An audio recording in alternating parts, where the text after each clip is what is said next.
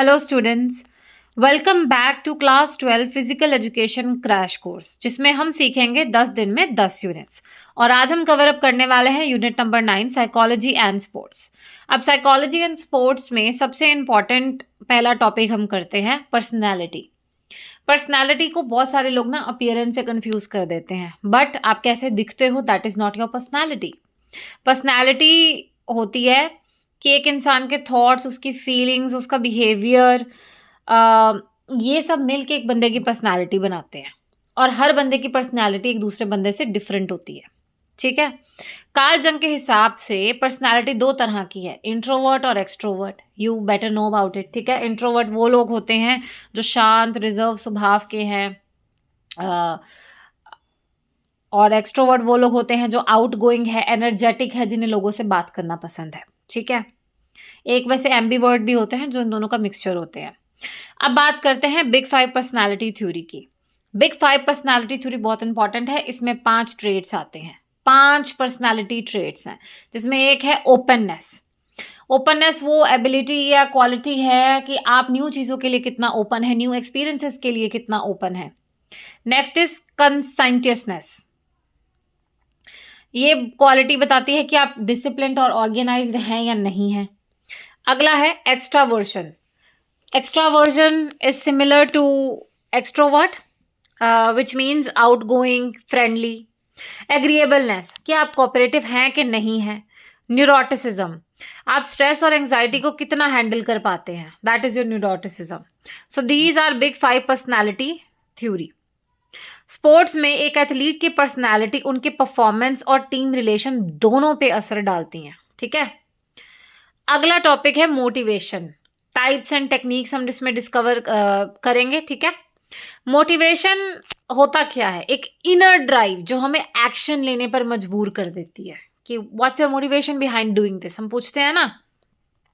अब मोटिवेशन दो तरह के हैं, इंट्रिंसिक एंड एक्सट्रिंसिक। इंट्रिंसिक है जो हमें अंदर से मोटिवेशन महसूस होता है। एक्सट्रिंसिक मोटिवेशन है कि कोई बाहर से हमें मोटिवेट कर रहा है कि तुम करो, तुम करो, तुम करो। ठीक है।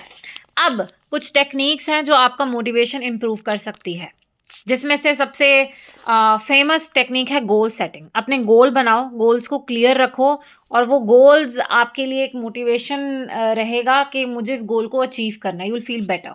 ठीक है। पॉजिटिव फीडबैक, जब आप किसी चीज़ पे काम कर रहे हैं और लोग आपकी तारीफ कर रहे हैं तो आप और मोटिवेटेड होगे कि आप और ज़्यादा अच्छा करो, और ज़्यादा ये काम करो।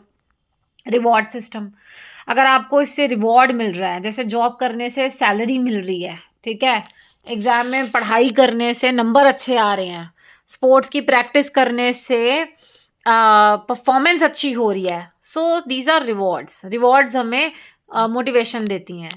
एंड इज मेंटल इमेजरी, यानी कि आप अपनी सक्सेस को विजुअलाइज करते हो और उस विजुअलाइजेशन को रियलिटी बनाने के लिए एफर्ट डालते हो। सो ये थी टेक्निक्स टू इम्प्रूव मोटिवेशन। अगला टॉपिक है एक्सरसाइज अधेरेंस। एक्सरसाइज अधेरेंस का मतलब है किसी एक्सरसाइज रूटीन को कंसिस्टेंटली फॉलो करना और रेगुलरली उस पर स्टिक रहना, कंसिस्टेंट रहना, दैट इज अधेरेंस। रीजंस कुछ भी हो सकता है, जैसे हेल्थ मेंटेन करना है, फिटनेस इंप्रूव करनी है, स्ट्रेस रिलीफ करना है। ठीक है। बेनिफिट्स आपको इसके मिल जाएंगे, वेट कंट्रोल, कॉन्फिडेंस बढ़ेगा, डिसीज बीमारियां नहीं लगेंगी। ठीक है। स्ट्रैटेजीज क्या है आपकी एक्सरसाइज अधेरेंस को इम्प्रूव करने के लिए? आप ऐसे एक्सरसाइज मत चुनो जिससे आपको पहले दिन में फ्रस्ट्रेशन हो जाएगी, यार कहाँ फंस गया है, कहाँ फंस गई। ऐसी एक्सरसाइज चुनो जो आप एंजॉय करो। लाइक होता है किसी दिन मन नहीं करता वर्कआउट करने का, तो ऐसा वर्कआउट चुनो जो मन ना हो पर फिर भी आपको हाँ चलो एंजॉयबल लगे। ठीक है। शॉर्ट टर्म और लॉन्ग टर्म गोल सेट करो कि छोटी और बड़ी सक्सेस दोनों मोटिवेशन देती हैं।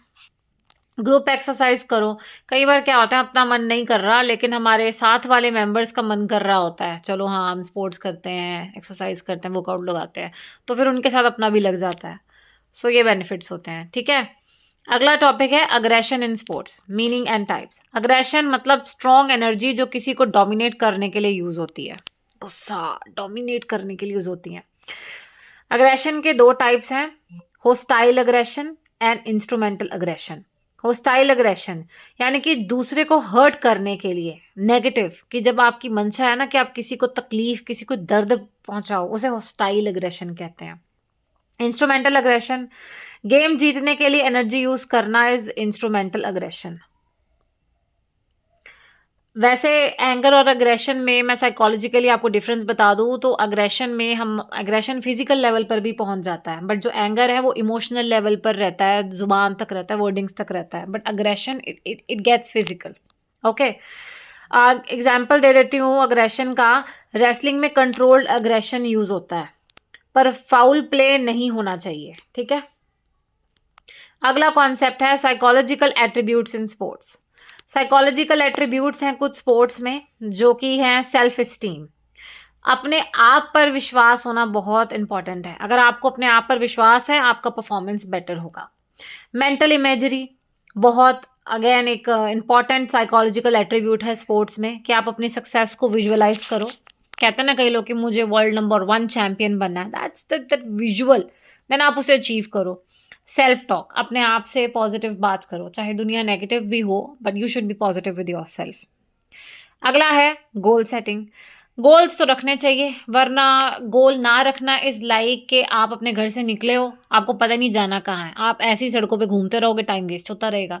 और वही आपको पता हो आपको जाना कहाँ है, तो आप उस हिसाब से रूट प्लान करोगे एंड टाइम से पहुंच जाओगे, देन आगे बढ़ोगे, ठीक है। सो दोस्तों, ये था हमारा unit 9 and very very congratulations, unit 9 less than 7 minutes में हमने कवर अप कर लिया है। अब अगली वीडियो में मिलेंगे unit number 10 which is the last unit, और इसी के साथ आपका ये फिजिकल एजुकेशन का सारा सीरीज कंप्लीट हो जाएगा। एंड डिस्क्रिप्शन ज़रूर चेक कर लेना, डिस्क्रिप्शन में मैंने इसके नोट्स प्रोवाइड किए हुए हैं। All the very best for your exam, bye bye.